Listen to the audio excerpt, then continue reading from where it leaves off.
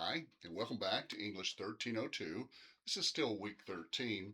I think this is the third video for this week, and we're going to be talking about William Wordsworth. Great name for a poet. Really, his nickname should be William the Word Wordsworth, but it's not. His nickname is the Walking Poet. William the Walking Poet Wordsworth, because he liked to walk. Let's take a quick look at just some of the major things going on in his life. Now, like every other human being on the face of the earth, he had a complex life and a lot of things going on. We're just going to hit the highlights here, okay? So, he's born to a fairly upper class family. His father's an ironmonger and has a very successful business. Then his parents both die within about 5 years of each other, and he's raised by, or him and his siblings are raised by two brothers who don't like having these kids foisted on them. But he goes to Cambridge, so he's a smart young man, hardworking young man, gets accepted to a very prestigious college, and then at 19 he gets his first book of poems published, An Evening's Walk, and boy does it stink. Well, it it was not widely accepted. It was not widely praised. I've never read it, but apparently it wasn't some of his best work.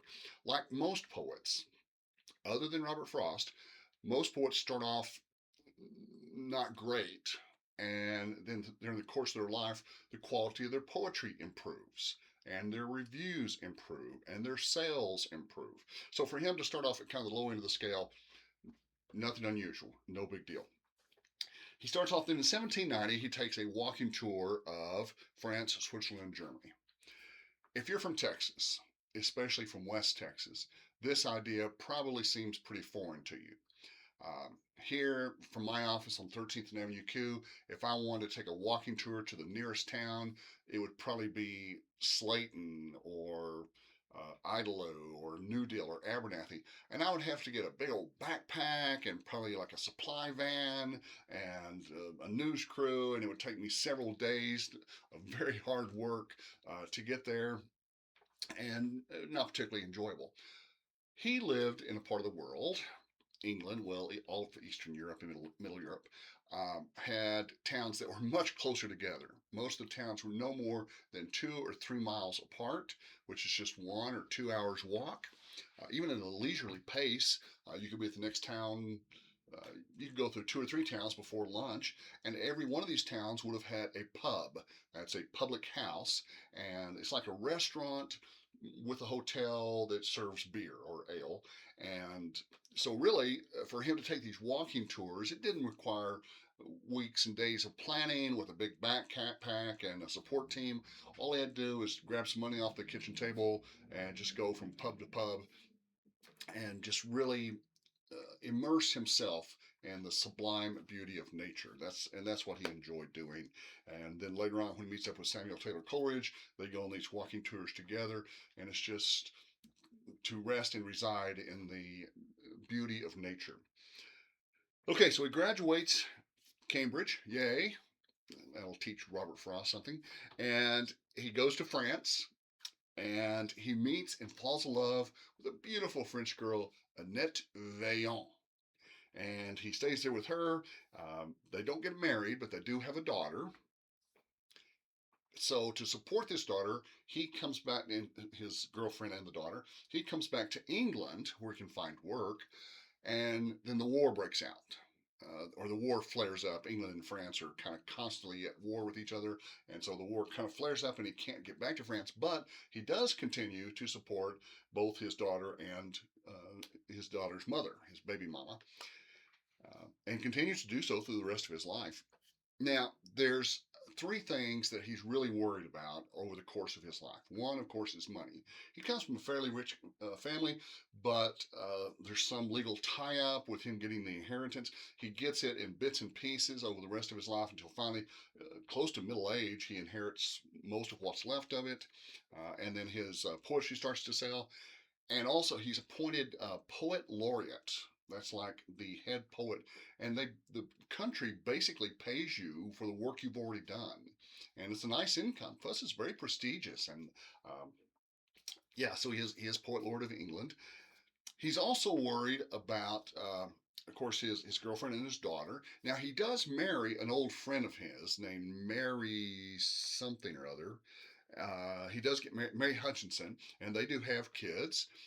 But his first and true love is back in France, and he's also worried about illness. So money and illness and the beauty of nature. A little bit, you can throw family in there too.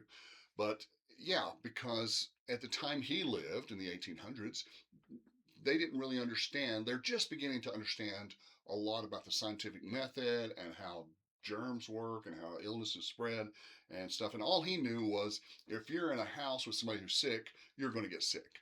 So he took these walking tours not only to get out and enjoy the beautiful nature, but also to get out of the place where people are sick. Plus, he knows that walking is good exercise. Exercise prevents disease. So, yeah, a couple of good reasons. He goes on another walking tour in the early 1800s, comes back, finds everybody sick with the flu. His sister-in-law Sarah dies. He has a favorite sister named Dorothy, and he names his daughter after her. They call her Dora, but it's named after Dorothy. And he and Dorothy are close, closer than most of us would think is um, acceptable. Dorothy lived with him from the moment they were reintroduced. They were separated when their parents died, but she continued to live very, very closely with him, and she even went on his honeymoon with him. Yeah. Okay. Then in 1850, on April 23rd, which you know is William Shakespeare's birthday and the anniversary of his death, April 23rd, but he dies of pleurisy, an inflammation of the fluid in the sac around the heart. He's really close to his younger sister. He's worried about money a lot. His poetry starts off really bad and then gets much better over the years. And his most famous poem is the poem that we're going to wrap up with this semester called I Wandered Lonely as a Cloud. Sometimes called the Daffodil Poem because it's about daffodils, but I think you'll enjoy it. Now, let me remind you of something we mentioned in a previous video. The best way, the absolutely only way to really study these poems is to read them. Read them carefully, look up words you don't know, read them out loud, read them to your pet, to your friends, to your parents, uh, read them to YouTube or TikTok, but read them out loud.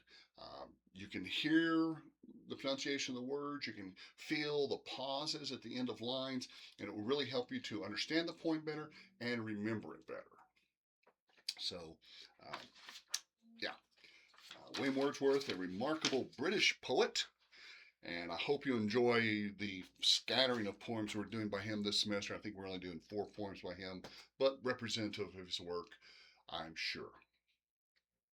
All right. If you have questions about this or anything else, please drop me an email at jfly@southplains.college.edu. Happy Monday.